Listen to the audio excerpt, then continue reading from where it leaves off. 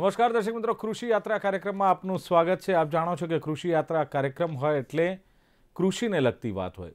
માત્ર કૃષિ કે ખેતીને લગતી જ વાત નહીં, પરંતુ ખેડૂતોના સમૃદ્ધિની વાત હોય, ખેડૂતના વિકાસની વાત હોય, એવી કોઈ વાત હોય કે જેનાથી કદાચ ખેડૂત માહિતગાર છે, પરંતુ પૂરતી માહિતી ખેડૂત પાસે નથી। આપણા મુખ્યમંત્રીને આપણા વડાપ્રધાન કહેતા હોય છે કે ખેડૂત સમૃદ્ધ બને અને 2022 સુધીમાં આવક બમણી થશે અને આ બધી વાતો થાય છે। એટલે આ બધું સાંભળે એટલે આપણને ગમે છે કે ચલો બહુ એક સારી વાત છે, પોઝિટિવ છે। બટ એક વસ્તુ છે કે આપના હાથ જગન્નાથ, આપણે જ આપણી રીતે મહેનત કરીને આ ધરતીના કણમાંથી મણ પકાવવાનું છે અને એ જ સાચી ખેતી, સાચી મહેનત। કૃષિ યાત્રામાં આપણે વાત કરીશું ખેડૂતોને લગતા પ્રશ્નોની, સાથે જ કયા કયા પાકમાં કયા પ્રકારના રોગ આવે છે, જીવાત આવે છે, સાથે જ રાસાયણિક ખાતર, જે કુદરતી ખાતર, આ બધી જ વાત કરીશું અને સાથે જ આપના ફોન કોલ્સ અને એના જવાબની ચર્ચા કરીશું કાર્યક્રમ કૃષિ યાત્રામાં।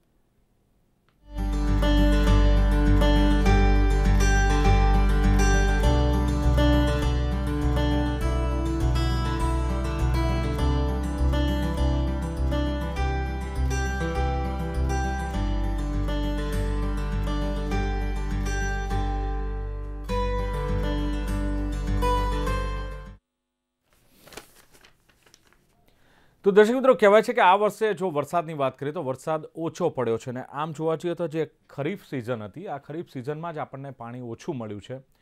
તો હવે રવિ સિઝનમાં પાણી મળશે કે કેમ, અને મળશે તો કેટલું મળશે? અને એમાંય તમે વિચાર કરો કે કદાચ રવિ પાક હોય ને એમાં કદાચ જીવાત પડી ગઈ તો શું, અને રવિ પાક હોય ને એમાં કદાચ કોઈ રોગ લાગુ પડી ગયો તો શું? બહુ ચિંતાનો વિષય છે ખેડૂતો માટે। અને કહેવાય કે એક તો પડ્યા પર પાટું, એક તો વરસાદ ઓછો છે, પાણી મળશે કે નહીં, ને એમાંય જો રોગ કે જીવાત આવે રવિ પાકમાં તો ખેડૂતોની શું દશા થાય? ને આ જ ચિંતા કરીને મંતવ્ય ન્યૂઝના આ કૃષિ યાત્રામાં ખાસ આજે ચર્ચા કરવાની છે કે રવિ પાકમાં જે રોગ આવે છે, કયા પ્રકારના રોગ આવે છે, અને જીવાતો આવે છે તો કયા પ્રકારની જીવાત આવે છે, પાકને બચાવવો છે, ખેડૂતને સમૃદ્ધ કરવો છે, તો આની પર નિયંત્રણ કેવી રીતે લાવી શકાય, આ ચર્ચા કરવી છે। ચર્ચા કરવા માટે જાણીતા કૃષિ નિષ્ણાંત અને ડાયરેક્ટર છે જેઓ કૃષિ ક્રોપ સાયન્સના, એવા એમડી માલવિયા અહીંયા ઉપસ્થિત છે। માલવિયા સાહેબ, સ્વાગત છે આપનું આ કાર્યક્રમમાં। નમસ્કાર માલવિયા સાહેબ, રવિ પાકની જ્યારે આપણે વાત કરીએ છીએ ત્યારે રવિ પાકમાં એક તો પહેલાં જ ખરીફ પાકમાં પાણી ઓછું મળ્યું છે। મેં કહ્યું તેમ રવિ પાકમાં હવે પાણી મળશે કે કેમ ને કેટલું મળશે એ નક્કી નથી, અને એમાં જો રોગ કે જીવાત આવે તો ચોક્કસ એક મુશ્કેલી ઊભી થાય। પહેલાં તો એ જાણવું છે કે આ ખાસ મુખ્ય રવિ પાકો કયા કયા ગણી શકાય, એ અંગેની આપ માહિતી આપો।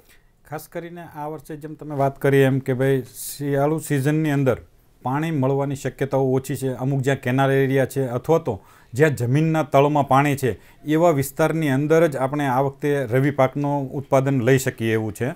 અને એમાંય ખાસ કરીને રવિ પાક આપણે ગુજરાતના મુખ્ય રવિ પાકો ગણીએ તો ધાણા, જીરું, વરિયાળી, એ ઉપરાંત બટાકા છે, નોર્થ ગુજરાત માટે ગણી શકાય। અને એના એરિયાની દ્રષ્ટિએ જો આપણે આગળ જોવા જઈએ તો સૌરાષ્ટ્રની અંદર સુરેન્દ્રનગર છે, કચ્છ ભુજ એરિયા છે, એ ઉપરાંત જૂનાગઢનો અમુક ભાગ છે, અને રાજકોટ અને જામનગરની અંદર ઓછામાં ઓછું વાવેતર છે, પણ છતાંય જ્યાં જ્યાં થોડું ઘણું પણ ખેડૂતને સ્કોપ છે, જમીનના પાણી છે, એવા એરિયાની અંદર આ શિયાળુ પાકનું વાવેતર સૌરાષ્ટ્રમાં થયેલું છે। એ ઉપરાંત મેજર જે એરિયા બટાકાનો ને એ બધો છે એ નોર્થ ગુજરાતમાં બનાસકાંઠાનો છે, સાબરકાંઠાનો અમુક એરિયા છે, એ બધા જ એરિયાની અંદર બટાકા અને જીરાનું વાવેતર પણ કરવામાં આવ્યું છે। તો આવી રીતે જી બિલકુલ, દર્શક મિત્રોને પણ આપણે કહી દઈએ મહેશભાઈ કે જે દર્શક મિત્રોને રવિ પાક વિશે પૂછવું છે અથવા એમાં જીવાત વિશે કે રોગ વિશે એને કેવી રીતે નિયંત્રણમાં લાવી શકાય અને સારો પાક કેવી રીતે મેળવી શકાય, તો ચોક્કસ આપ કોલ કરી શકો છો, કારણ કે ડાયરેક્ટર જે કૃષિ ક્રોપ સાયન્સના અને કૃષિ નિષ્ણાંત એવા એમડી માલવિયા, મહેશભાઈ માલવિયા આપણી સાથે ઉપસ્થિત છે। એક કોલર જોડાયા છે। હલો હરીશભાઈ, હરીશભાઈ ક્યાંથી બોલો છો? હળવદથી બોલું સાહેબ। હા હરીશભાઈ, પ્રશ્ન બોલો આપનો। જી સાહેબ, મારો પ્રશ્ન છે, મેથીનો પાક 50 દિવસનો થયો છે અને એની અંદર જમીનમાં મૂળ કપાઈ જાય છે એટલે મેથી ઊભી સુકાઈ જાય છે, અને બીજો પ્રશ્ન છે મેથીના ઉપરના પાનમાં ઈયળોનો ઉપદ્રવ વધારે છે, તો આના નિયંત્રણ માટે શું કરવું?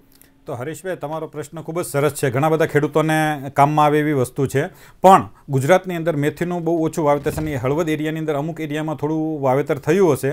તો ખાસ કરીને જે જમીનની અંદર મૂળ કપાઈ જાય છે તો એની અંદર ઉધઈનો પ્રોબ્લેમ હોઈ શકે અને હળવદ એરિયા એક એવો છે કે ઉધઈ ટ્રીટેડ એરિયા, ઉધઈ ત્યાં મેક્સિમમ હોય છે.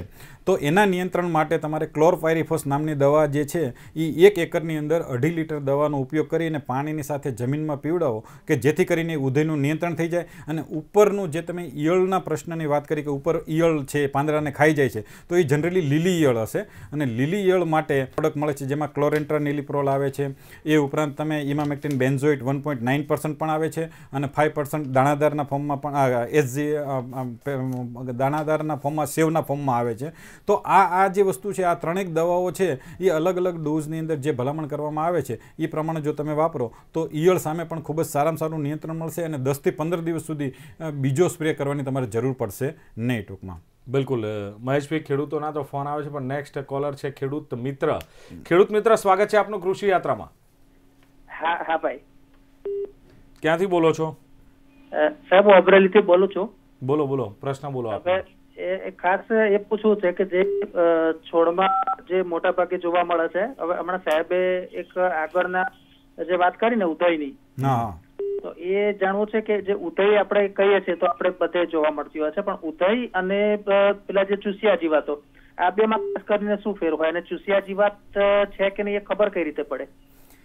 એટલે ઉધઈ જે વસ્તુ છે એ જમીનના અંદર રહીને મૂળને કાપવાનું કામ કરે છે.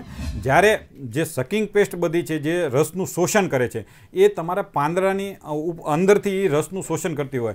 એટલે જનરલી એવું થાય છે કે જ્યારે પાંદડામાંથી રસનું શોષણ થતું હોય ત્યારે પાંદડું છે એ કુકળાઈ જતું હોય, ઘણી વખતે પાંદડાની ઉપર લીસોટા ટાઈપનું થતું હોય. તો આ બધા જે એના સિમ્પટમ છે, ટૂંકમાં જે જીવાત કઈ રીતની ખાય છે, ધારો કે થ્રિપ્સ છે તો એને ખાવાની જે સિસ્ટમ છે એ જનરલી પાંદડાની ઉપર લીસોટો કરે.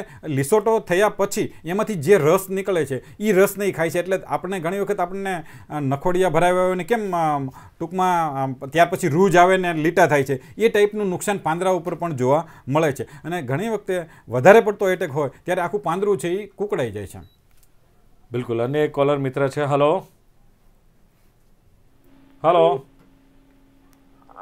જી, કોણ બોલો છો? હા, રાજુભાઈ બોલું પાલિતાણાથી સર. રાજુભાઈ, પ્રશ્ન બોલો આપનો. સર, મારે જીરું કર્યું છે મેં. જીરાની અંદર મેં 35 દિવસ જેટલું સમય વયો ગયો અને તેની અંદર જીરું ઉગવામાં બહુ કેવરાવે છે, ઉગતું નથી જીરું. એટલે તમારો પ્રશ્ન છે 35 દિવસનું જીરું થઈ ગયું છે એનો અર્થ ઉગી ગયું છે, પણ એ જે કેવડાવવાનો પીરિયડ હતો એ અત્યારે ઓલરેડી જતો રહ્યો છે. તમે જે જીરુંનું વાવેતર કર્યું, જ્યારે જો તમે ગરમીના પીરિયડમાં વાવેતર કર્યું છે તો એ ઉગવામાં કેવડાવશે. જનરલી જીરાનું જ્યારે તમે વાવેતર કરો ત્યારે વાતાવરણની અંદર ઠંડી હોવી જરૂરી છે અને ઠંડી ન હોય અથવા તો ગરમી વધારે હોય, તડકો વધારે પડતો હોય એવા ટાઈમે તમે વાવેતર કર્યું. કારણ કે આપણે જોઈએ છીએ કે છેલ્લા 15-20 દિવસથી ઠંડીનો પીરિયડ ગુજરાતમાં ચાલુ થયો છે. એ પહેલાં હેવી ટેમ્પરેચર હતું અને એ ટેમ્પરેચરને કારણે તમને ઉગવામાં તકલીફ પડી હોઈ શકે જીરાની અંદર, એવું એક મારું માનવું છે. જી, ચલો. અને કોલર જોડાયા છે. મધુભાઈ, સ્વાગત છે આપનું. હા, મારો પ્રશ્ન છે જીરુની અંદર સુકારા જેવું આવશે તો ટ્રાયકોડર્માનો છંટકાવ કરી શકાય કે કેમ? ટ્રાયકોડર્મા જો છાંટવું હોય તો કેટલું પ્રમાણ કેટલું રાખવું જોઈએ? જનરલી સુકારા માટે તમે ટ્રાયકોડર્માનો પણ યુઝ કરી શકો છો અને એની ભલામણ પ્રમાણે એવું તમે જોવા જાઓ તો 1 વીઘાની અંદરથી 1.5 થી 2 કિલો છે રેતી કે માટી સાથે મિક્સ કરીને અથવા તો તમને ખ્યાલ હોય તો જે છાણ હોય છે ઢોરનું એની સાથે પણ મિક્સ કરીને તમે એને એક વીઘાની અંદર 1.5 થી 2 કિલો પ્રમાણે જમીનમાં આપો કે જેથી કરીને સુકારા સામે તમને નિયંત્રણ અપાવી શકે અને સારામાં સારું નિયંત્રણ તમને સુકારા સામે મળી શકે. પણ જો એ ખેતીને એ વિસ્તારની અંદર જે ખેતરમાં તમે જીરું વાવ્યું છે એ 3-4 વર્ષથી સતત તમે જીરું વાવતા હો તો એમાં આપણને રિઝલ્ટ ઓછું મળવાની શક્યતા રહે છે. બિલકુલ. મહેશભાઈ, જીરાની વાત નીકળી એટલે સવાલ આવે છે કે ખાસ તો જે જીરાનો પાક છે એમાં ખાસ કયા પ્રકારની જીવાત આવતી હોય છે, શું કહેશો? જીરાના પાકમાં કઈ કઈ જીવાત આવતી હોય છે? હા દિલીપભાઈ, આ તમારો ખૂબ જ સરસ પ્રશ્ન છે. કારણ કે 2-3 ખેડૂત મિત્રોએ જીરાને લઈને જે સવાલ કર્યો એને અને મુખ્ય પાક જ જીરું છે. આપણે આમ જોવા જઈએ કે જે શિયાળુ પાક થાય છે એમાંથી 70% ની અંદર જીરું ને બટાકા આવશે. તો હવે એ પાક જ આપણું મુખ્ય ઉત્પાદન કે સમૃદ્ધિ લાવવી હોય તો એ પાકમાં જ આપણે લાવી શકીએ. અને એના માટે જીરાની અંદર જે રોગ જીવાતો આવે છે એની અંદર મુખ્યત્વે જીવાતની આપણે પહેલા વાત કરીએ તો જીવાતની અંદર સૌ પ્રથમ એમાં થ્રિપ્સ નામની જીવાત આવે છે કે જે પાનને કુકડાવી નાખે છે. ત્યાર પછી એમાં થોડા આગળ જતા જ્યારે દાણા આવવાનું શરૂઆત થાય ત્યારે એમાં એક મોલોમસી, આપણે ગુજરાતીમાં મોલોમસી કહીએ છીએ પણ અંગ્રેજીમાં એને એફિડ કહે છે અને ઘણા ખેડૂતો એફિડના નામે પણ એને ઓળખે છે. તો એ જીવાત પણ એમાંથી રસનું શોષણ કરે છે અને જેના કારણે દાણા છે એ ચીમળાઈ જાય અથવા તો જે આપણે ક્વોલિટીમાં ઉત્પાદન કરવું હોય એવી ક્વોલિટીમાં આપણે એને ઉત્પાદન કરી શકીએ નહીં. અને સૌથી છેલ્લે જ્યારે દાણા ભોરડ થવા મળે છે ત્યારે એમાં ઈયળનો પણ ઘણી વખતે એટેક આવે છે. ટૂંકમાં આ 3 જીવાતો આવે છે. ગાંધીનગરથી સુરેશભાઈ જોડાયા છે. સુરેશભાઈ સ્વાગત છે આપનું. હા પ્રશ્ન કરો. હેલો સાહેબ, એમાં એવું છે ને. હા બોલો સુરેશભાઈ. હા ઘઉંનું વાવેતર કર્યું છે 15 દિવસ ત્યાં પહેલું પાન વાળેલું છે. બરાબર. એમાં રાયડાનું ઉગાડ ઉગે છે. રાયડો ઉગ્યો છે. બરાબર. હા બોલો, આગળ પ્રશ્ન શું? પ્રશ્ન શું? રાયડાનું રાયડો ઉગે છે એટલે એનું નિયંત્રણ કરવું છે.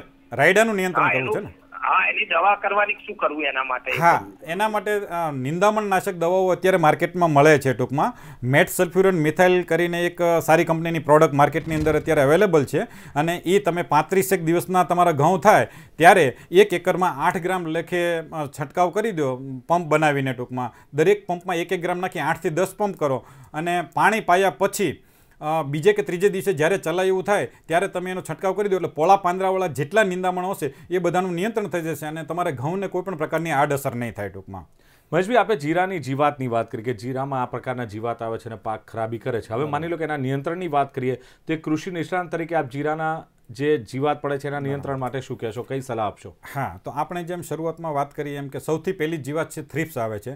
તો થ્રિપ્સની અંદર એના નિયંત્રણ માટે પ્રોફેનોફોસ જનરલી મોટાભાગના ખેડૂતો વાપરતા હોય. 30 થી 35 ml લેખે એક પંપમાં નાખીને છંટકાવ કરે તો પ્રોફેનોફોસથી થ્રિપ્સનું નિયંત્રણ થઈ જાય છે. પછી કદાચ જ્યારે હેવી એટેક કે એવું કંઈ હોય તો એની અંદર આગળની દવાઓ ફિપ્રોનિલ પણ આવે છે. એ પણ 25 થી 30 mlનો છંટકાવ કરી શકાય છે એક પંપમાં નાખીને. અને એ ઉપરાંત થાયોમેથોક્ઝામ 25% આવે છે એક દવા કે જે 10 થી 12 ગ્રામ લેખે એક પંપમાં નાખવામાં આવે તો એ થ્રિપ્સને સારામાં સારી રીતે નિયંત્રણ કરી શકે છે. આ ઉપરાંત જનરલી જે આપણે એફિડની વાત કરી હતી, મોલોમસીની વાત કરી હતી, તો એની અંદર એસિટામાપ્રીડ કરીને એક પ્રોડક્ટ આવે છે માર્કેટમાં અત્યારે અવેલેબલ છે. બધે મોટાભાગની કંપનીઓ બનાવે જ છે અત્યારે. અને એનું પ્રમાણ છે 10 થી 12 ગ્રામ લખી એક પંપમાં નાખી અને છંટકાવ કરવામાં આવે તો મોલોમસીનો પણ સારામાં સારું નિયંત્રણ થઈ છે. આ ઉપરાંત જ્યારે હેવી એટેક હોય તો કાર્બોસલ્ફાન નામની પણ દવા જે માર્કેટમાં અમુક કંપનીઓની આવે છે એનો પણ એ યુઝ કરે કે જેથી કરીને એનું નિયંત્રણ ખૂબ જ સારામાં સારું મળે. અને ઈયળના નિયંત્રણ માટે આપણે જે મેથીના ભલામણ કરી હતી એની એ જ દવાઓ તમે આમાં પણ યુઝ કરી શકો છો. ટૂંકમાં મહેશભાઈ બહુ સરસ વાત કરી કે કયા પ્રકારની જીરામાં જીવાત આવે છે અને એનું નિયંત્રણ. હવે સેમ વે જીવાત તો આવે છે પણ રોગ પણ એવા જીરામાં આવતા હશે કે જેને લઈને જીરાનો પાક ખરાબ થતો હશે. રોગ ખાસ કયા પ્રકારના જીરામાં જોવા મળે છે? જીરામાં એક કહેવત છે ટૂંકમાં ખેડૂતો માટે કે કાં લખપતિ બનાવે કાં રોડપતિ બનાવે. અચ્છા. અને એમાંય મુખ્યત્વે રોગને કારણે જ આ વસ્તુ થાય છે. શરૂઆતના સ્ટેજમાં એક શરૂઆતનો સુકારો જે એક ખેડૂતે પ્રશ્ન કર્યો હતો અને આપણે એનો જવાબ પણ આપી દીધો છે ઓલરેડી. એટલે એક સુકારાનો રોગ આવે છે. ત્યાર પછી એક પીળિયો સુકારો એટલે આખું જીરું છે એ પીળું થઈ જાય અને પછી છોડ છે એ સુકાઈ જાય ટૂંકમાં.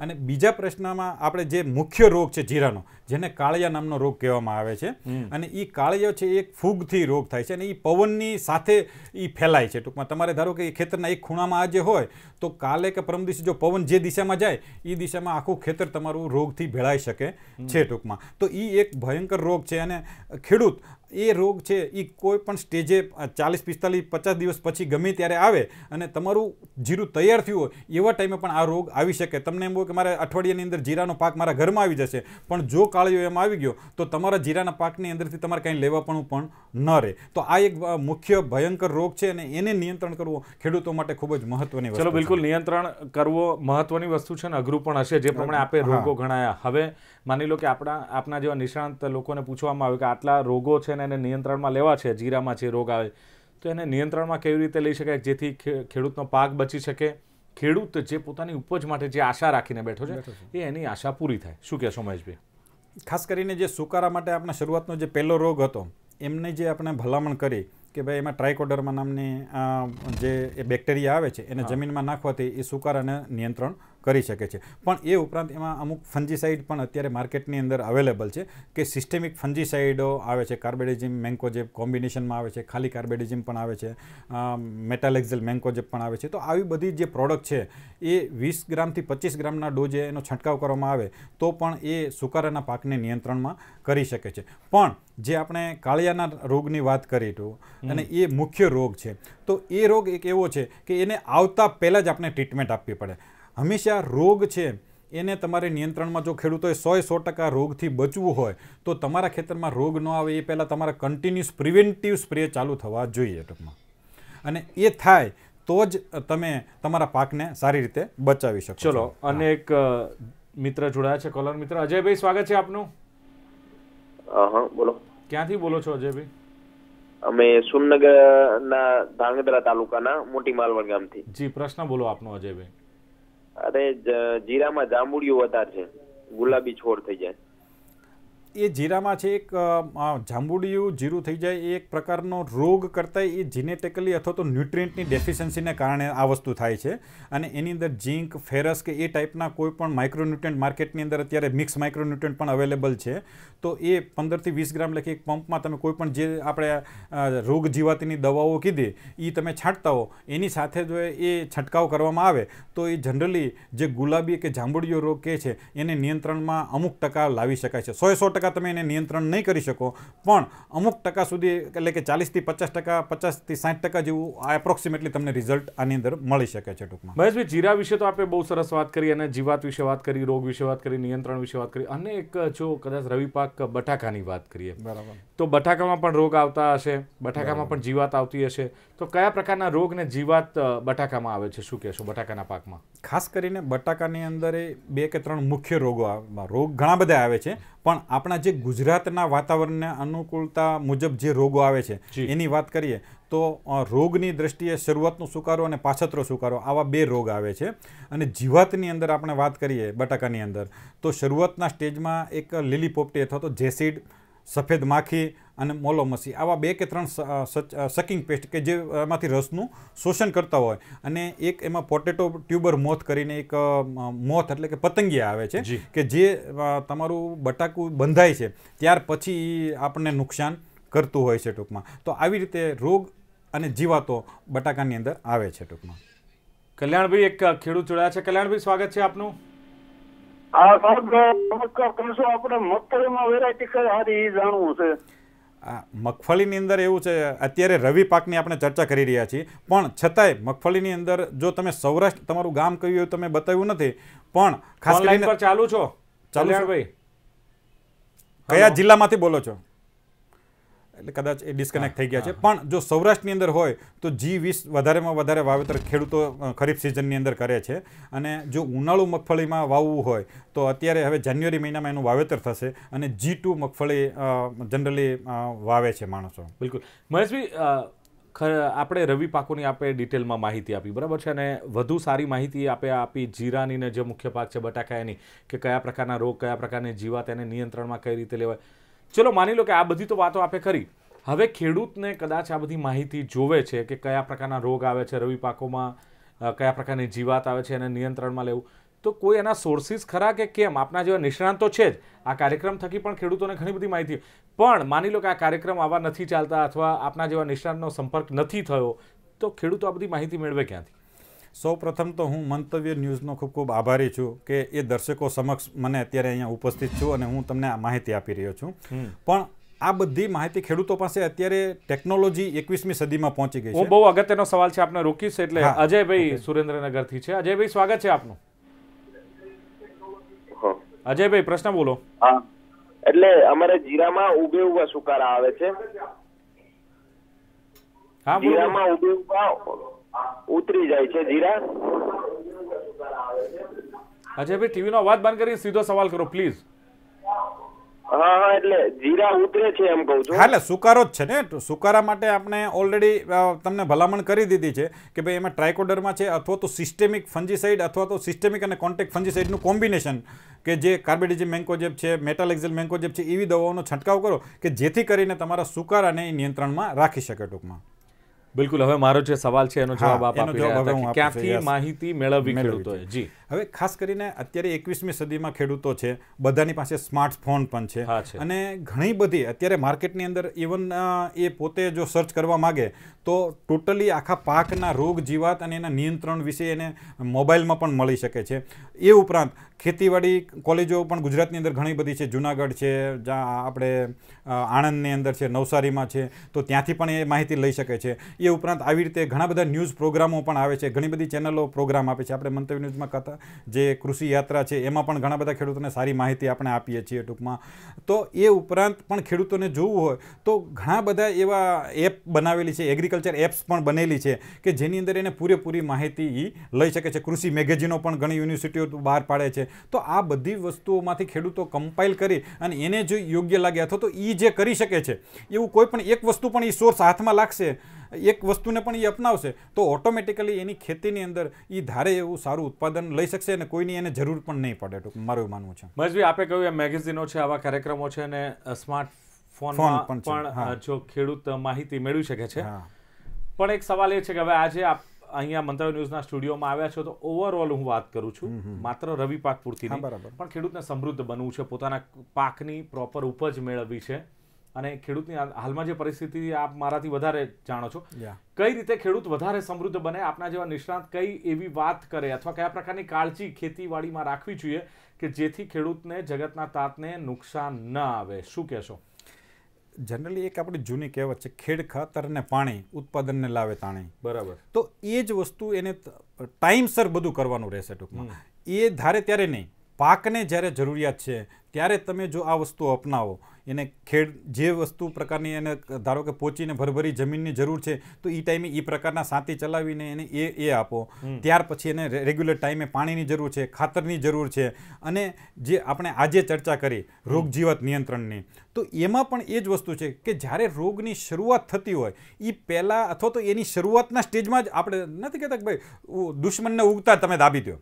તો એ જ વસ્તુ ખેડૂતોએ કરવાની જરૂર છે કે એના જે દુશ્મન, આપણા પાકનો દુશ્મન કોણ કે ભાઈ રોગ અને જીવાત, તો એ જે શરૂઆત થાય છે એ પહેલાં જ આપણે એને દાબી દેવાની વાત છે. એટલે એ પહેલાં એના માટેના જે કંઈ તમારે નિયંત્રણ માટેની જે ભલામણો કરવામાં આવે છે અથવા તો તમને પોતાને ન ખબર હોય તો આપણે જે સોર્સિસની આગળ થોડી વાર પહેલાં વાત કરી એવા સોર્સિસ દ્વારા પણ જાણી અને એનો ઉપયોગ કરો કે જેથી કરીને તમારો પાક છે એ તમે બચાવી શકો અને સારામાં સારું ઉત્પાદન લઈ અને જે આપણે સમૃદ્ધિ તરફ અથવા તો જે ડબલ ઉત્પાદન કરવાની વાત કરી રહી છે. સમયની મર્યાદા છે, પરંતુ આખરી સવાલ, જે ટેકનોલોજી ખેતી ક્ષેત્રે આવી છે, શોર્ટમાં કહેશો એને અપનાવી જોઈએ કે કેમ? ને બીજું વાત એ છે કે ટેકનોલોજી ભલે આમ આશીર્વાદરૂપ છે, ખેતીવાડીને ખેડૂતો માટે આશીર્વાદરૂપ કે અભિશાપરૂપ કે શાપરૂપ, શું કહેશો? નહીં, 100% ટેકનોલોજી છે ખેડૂતો માટે આશીર્વાદરૂપ જ છે. અને એ આશીર્વાદરૂપ જે ટેકનોલોજી છે એમાં કદાચ થોડા ઘણા ડ્રોબેક હોઈ શકે પણ ફાયદાઓ વધારે છે, એટલે એને અપનાવવી જોઈએ, મારું એવું માનવું છે. એવું ચોક્કસ માનવું છે. તો દર્શક મિત્રો, જે કૃષિ યાત્રામાં જે ચર્ચા કરી, બહુ અગત્યની ચર્ચા, વાત રવિ પાકોની હતી, એમાં કયા પ્રકારની જીવાત અને કયા પ્રકારના રોગ આવે એનું નિયંત્રણ. કારણ કે જો તમારે વધુ પાક સારો મેળવવો છે તો એ નિયંત્રણની જાણકારી પણ હોવી જોઈએ. પહેલાં તમને જીવાતની અને રોગની જાણકારી હોવી જોઈએ, એ છે તો એના નિયંત્રણની જાણકારી હોવી જોઈએ. અને એના જ માટે આજનો આ ખાસ એપિસોડ હતો કે રવિ પાકોમાં કયા પ્રકારની જીવાત ને રોગ અને એનું નિયંત્રણ કઈ રીતે લેવું. અને એ સિવાય પણ ઘણી બધી ચર્ચા આપણે એવી આવરી લીધી કે જે ઓવરઓલ ખેડૂતોને ઉપયોગી થઈ પડે. અને એ માટે જ ખાસ આમંત્રિત કર્યા હતા કૃષિ નિષ્ણાંત અને કૃષિ ક્રોપ સાયન્સના ડાયરેક્ટર એવા MD માલવિયાને. માલવિયા સાહેબ અહીં ઉપસ્થિત રહ્યા અને સમગ્ર ખેડૂત મિત્રોને માહિતી આપી. આપનો ખૂબ ખૂબ આભાર. આભાર. તો દર્શક મિત્રો, કૃષિ યાત્રામાં હતી આજની ચર્ચા. ફરી મળીશું કૃષિ યાત્રામાં નવી ચર્ચા સાથે. ત્યાં સુધી જોતા રહો મંતવ્ય ન્યૂઝ. નમસ્કાર.